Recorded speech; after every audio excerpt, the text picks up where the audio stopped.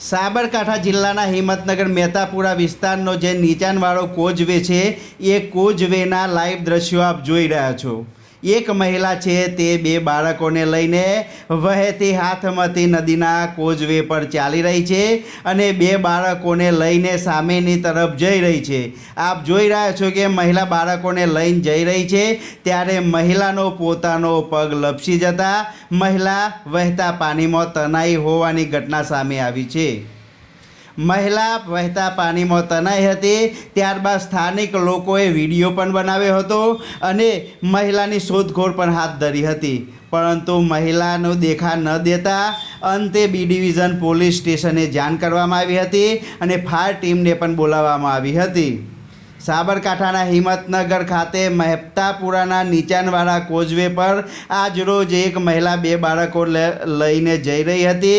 તે સમયે મહિલાનો પગ લપસી જતા નીચાણવાળા વિસ્તારમાં પાણીમાં ગરકાવ થઈ હતી અને ફાયર બ્રિગેડને જાણ કરવામાં આવી હતી।